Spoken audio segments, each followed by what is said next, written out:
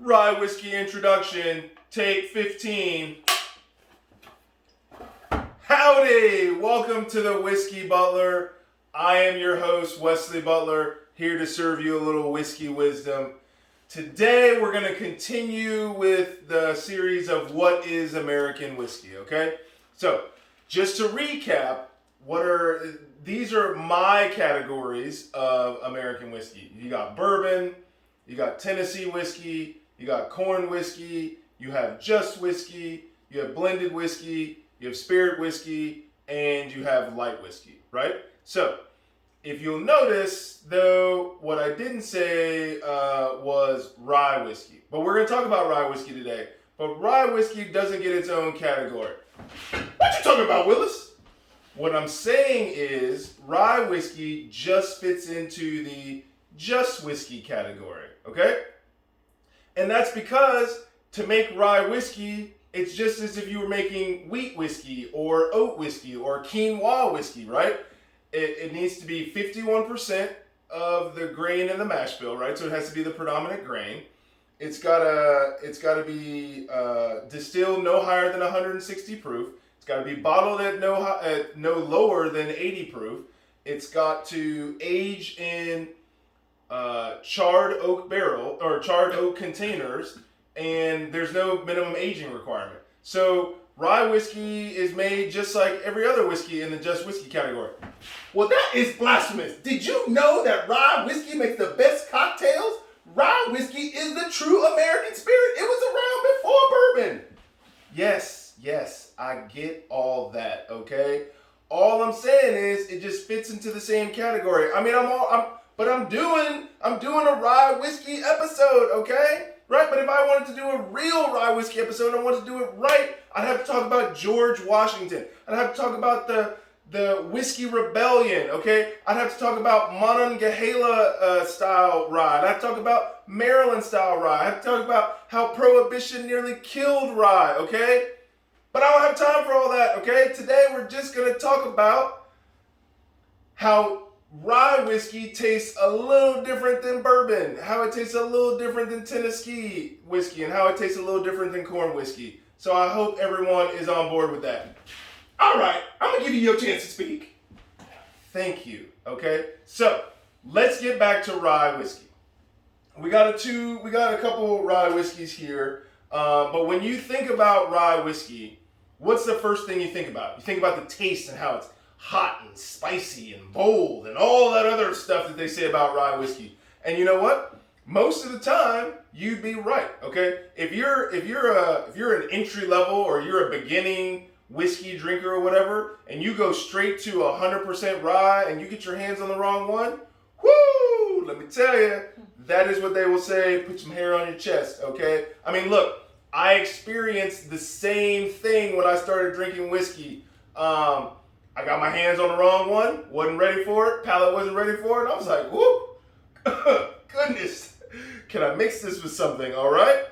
But not all ryes are like that, and we're going to get to that a little bit later, okay? So, let's see. So, the first thing we're going to talk about is rye whiskey. So, we got a couple of rye whiskeys here, and the reason I have selected these two, and I know if anybody out there is a rye whiskey fan, right? You're going to be like, why'd you pick those two? That's not like a real rye whiskey. Okay, but they are real rye whiskeys, okay? But I selected them for a reason, okay? Because I'm trying to show the difference in how you can get a rye whiskey, but the taste of it can be completely different, okay?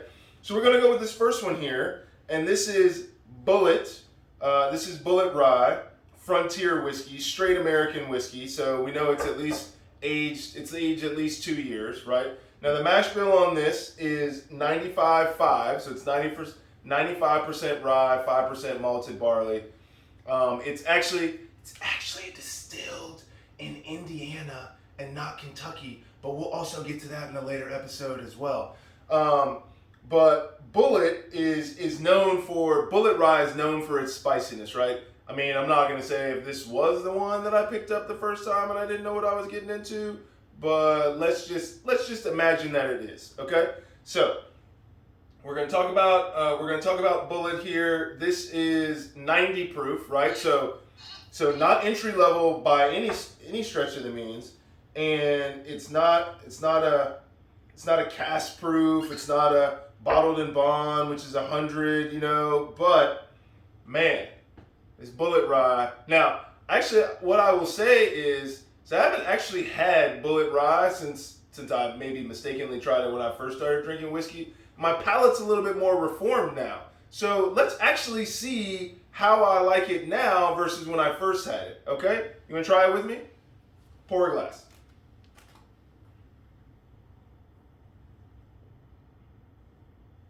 Yeah, I can certainly see how when I first started drinking this, because that first thing you get is like, woo, get a little spice,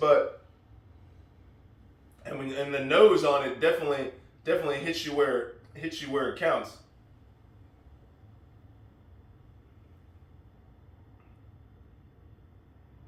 It's certainly not as spicy as when I first started tasting rye, but it does have a little spice to it.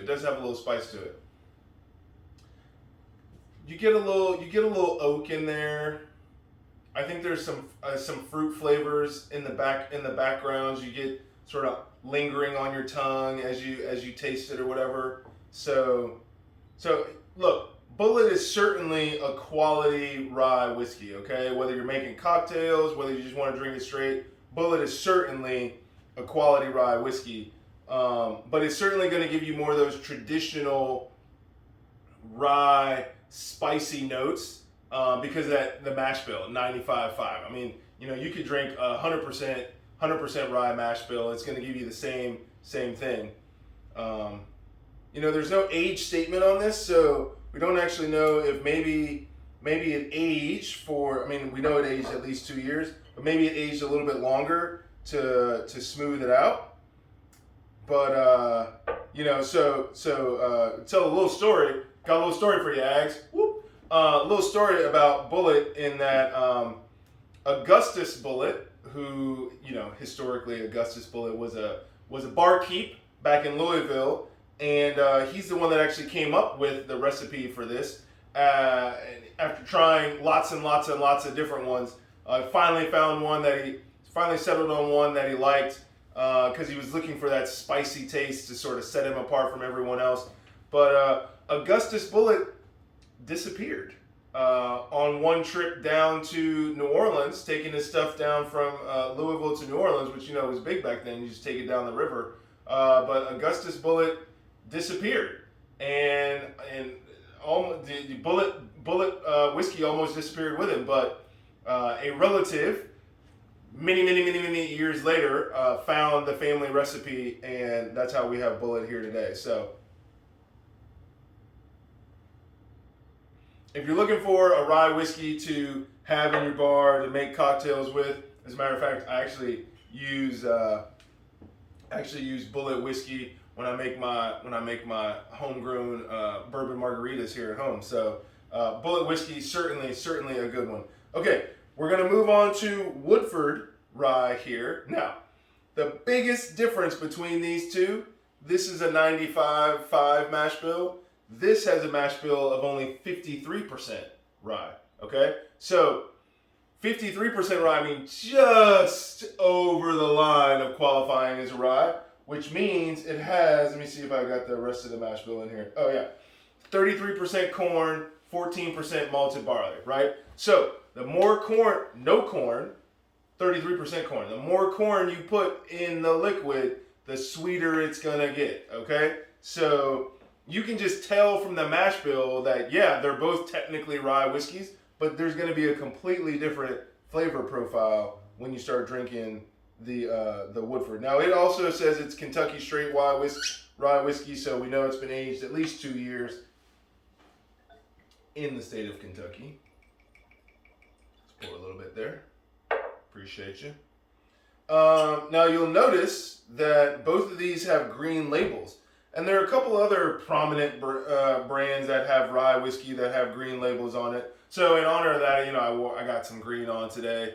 But that's not a thing, right? It's not a thing that all rye whiskeys have green labels. That's certainly not true. You'll find quite a few of them out there that do, but there's so many rye whiskeys out there that green's probably. I mean, if you did a percentage, it's not a big deal. Okay, so anyway, we're gonna get back to the Woodford now. So 53% rye. So if we're going on just instinct of what this is what this is gonna taste like versus that, you would think that this would be a lot sweeter and less spicy than this. So let's see if our instincts are correct. Whew, I tell you what, on the nose, they both kick you on the nose. That's one thing about that rye. I mean, you stick your nose in that glass, it's going to be like, hey, how you doing?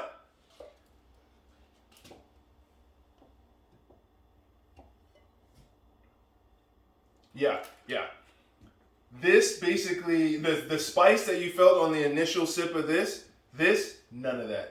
I mean, it really drinks like a bourbon. It doesn't actually drink like the Woodford bourbon, but it really drinks like a bourbon because of all that corn. I mean, all that corn really just smooths out the rye to where if you did a blind tasting and you poured this and you asked somebody to tell you what it was, probably wouldn't even know it was a rye.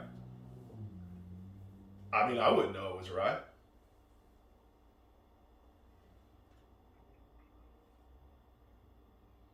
You get a little bit more spice on the second sip, but definitely on that first sip, it just goes down real smooth. Look, this is a good whiskey, right? Whether it's called rye whiskey or something else, this is still a good whiskey to sip.